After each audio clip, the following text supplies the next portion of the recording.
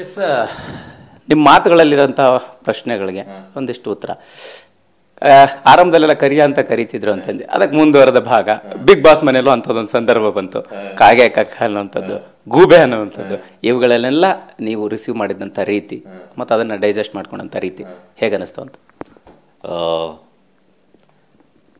ಯಾರೇ ಆಗಲಿ ಒಂದಷ್ಟು ಜೀವನದಲ್ಲಿ ಕೆಲವನ್ನ ಏನೋ ಗೊತ್ತೋ ಗೊತ್ತಿಲ್ಲದೆ ಹೇಳ್ಬಿಟ್ಟಿರ್ತಾರೆ.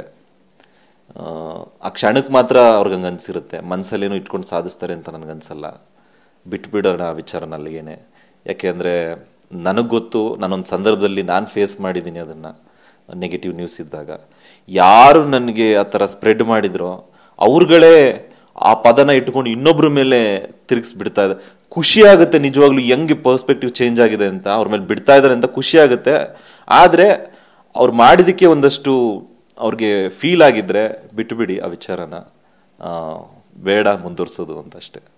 ಪ್ರತಾಪ್ ಅವ್ರಿಗೆ ತಾಳ್ಮೆ ಎಷ್ಟರ ಮಟ್ಟಿಗೆ ಇರುತ್ತೆ? ಯಾವ ಕಾರಣಕ್ಕೆ ಅಷ್ಟೊಂದು ತಾಳ್ಮೆ ಇರುತ್ತೆ? ಜೊತೆಗೆ ಕೋಪ ಬಂದ್ರೆ ಯಾವ ಹಂತಕ್ಕಿರುತ್ತೆ? ಸೊ ಆನೇನೆ ಹೊಡೆದು ಅಣ್ಣ ಅಣ್ಣ ಅನ್ಕೊಂಡನೆ ರನ್ನರ್ ಅಪ್ ಆಗ್ಬಿಟ್ಟಿದ್ರ. ಸೊ ಆ ಸಿಚುವೇಶನ್ ನಿಜವಾಗ್ಲೂ ಅದು ಹಂಗ್ ಹೋಗಿದೆ ಅಂತ ನಂಗೆ ಗೊತ್ತೇ ಇಲ್ಲ. ನನಗೇನಿತ್ತು ಅಂದ್ರೆ, ಮನೆ ಒಳಗಡೆ ಒಂದಷ್ಟು ಮಾತುಗಳಿಗೆ ಉತ್ತರ ಕೊಡಬೇಕು. ನಾನು ಉತ್ತರ ಕೊಡೋದೇ ಹಂಗೆ, ಯಾರಿಗೆ ಆದ್ರೂ ನಗ್ನಗ್ತಾನೆ. ಯಾಕೆಂದ್ರೆ ನಮ್ ನೆಮ್ಮದಿನೂ ಹಾಳು, ಯಾರ ಮೇಲಾದ್ರೂ ಸಿಟ್ಟು ಮಾಡ್ಕೊಂಡ್ರೆ. ಅವ್ರ ನೆಮ್ಮದಿನ ಬಹಳ ಅಪರೂಪ ನನಗೆ ಸಿಟ್ಟು ಬರೋದು.